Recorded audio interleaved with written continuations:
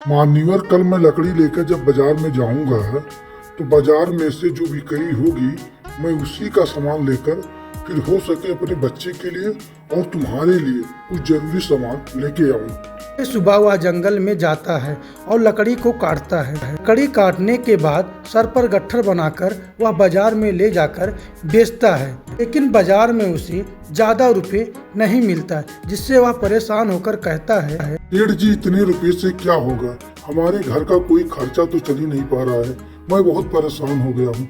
मैं अगले बार से लकड़ी बेचने आपके पास नहीं आऊँगा। तो आप इस लकड़ी की कीमत बढ़ाइए, पुराने जमाने पर ही जी रहे हैं आप। क्या करूं? आपकी लकड़ी की उजलाई कोई रहती ही नहीं है, मैं कैसे बाजार में बेचूं? वह लकड़ी एकदम सस्ते के रेट में बिकता है, न कोई मजबूती रहती है, न किसी काम का है।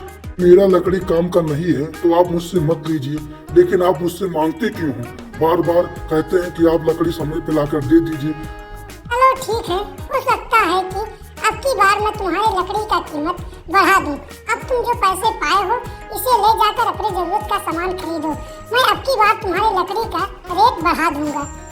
अब किसान अपने जरूरत का सामान खरीद कर वह अपने घर में आता है। ये क्या जी, आपने कहा था कि बहुत सारा सामान लेके आएंगे, आप इस छोटे से झोले में क्या लेकर आए हैं? मुझे कुछ समझ में नहीं आ रहा। मान्यवर जो लकड़ी बिकता है मैं उसी का सारा सामान लेकर चला आता हूँ। आपके सेठ जी कहे हैं कि आपकी लकड़ी का कीमत बढ़ा देंगे। देखता हूँ कितना रुपए बढ़ाएंगे आपका। नहीं, अगली बार अगर वो रुपए नहीं बढ़ाएंगे तो मैं उनके यहाँ लकड़ी नहीं बेचूंगा, किसी दूसरे के यहाँ लकड़ी बेच दूंगा। वो क्या सोचते हैं कि मेरी लकड़ी कोई खरीदने वाला नहीं है, मैं अब की बार दूसरे यहाँ बेचूंगा। बाजार में मोल भाव करते ही नहीं हो, जहाँ तुम्हें मन लगता है वहीं बेच देते हो। किसी दूसरे से भी पता करो, तब लकड़ी का भाव अच्छी तरह से पता चलेगा। नहीं नहीं, मैं सोचता हूँ कि पुराना कस्टमर हूँ, मैं उसी के यहाँ सामान देता हूँ, लेकिन अब की बार मैं दूसरे के यहाँ लकड़ी बेचूंगा। अगर वहाँ ज्यादा रुपए देगा तो मैं उसी के यहाँ लकड़ी अपना बेचूंगा, इससे मुझे ज्यादा रुपए मिलेगी और अपने घर का जरूरत का सामान भी मैं पूरा कर पाऊंगा। इसलिए मैं सोच रहा हूँ कि अब की बार जंगल में जाऊं और ढेर सारा लकड़ी काटूं। काटने के बाद मैं उसे बाजार में ले जाकर बेचूं।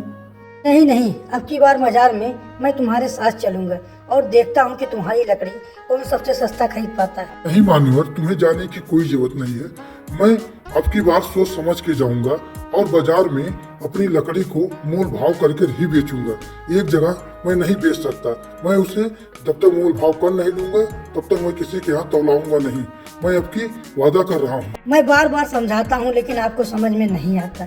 आपके बस जो कहेंगे यहाँ से जाने के बाद सब भूल जाएंगे कि मैं घर पे क्या कह के आया हूँ। नहीं, मैं अब की बार मोल भाव कर ही लकड़ी बेचूंगा। अब मैं जंगल की ओर जा रहा हूँ। किसान लकड़ी काटने के लिए जंगल की ओर जा ही रहा था, तभी वहाँ एक व्यापारी मिल जाता है। वह किसान को बुलाता है। अरे लकड़ी वाले भाई, मेरे पास आइए, मैं आपको बाकी दिन से ढूंढ रहा हूँ। क्या बात है भैया, क्यों ये जरूरी है, मुझे आपने बुलाया है? कुछ काम है क्या? आप जो लकड़ी बेचते हैं उस लकड़ी की कीमत मैं काफी रुपए में दूंगा। मैं आपको ढूंढ रहा था कि वह लकड़ी आप मुझे बेचा करें, मैं आपको बहुत ढेर सारा रुपए दूंगा। ठीक है, मैं भी काफी रुपए लेने के लिए परेशान था। चलो ठीक है, मैं आपको ही दे दूंगा लकड़ी सारा। ठीक है, अब की बार लकड़ी तुम काट कर जंगल के बीचों बीच से लाना, और वहाँ लकड़ी बहुत अच्छी तरह से है। ठीक है सर, मैं जा रहा हूँ और लकड़ी जंगल के बीचों बीच से काट के लेकर आऊंगा, तभी मैं आपको दूंगा। अब किसान जाता है और जंगल के बीचों बीच से लकड़ी काट कर लाकर उस सेठ को देता है। सेठ उसे काफी रुपए भी देता है, जिससे किसान की पूरी जिंदगी खुशी से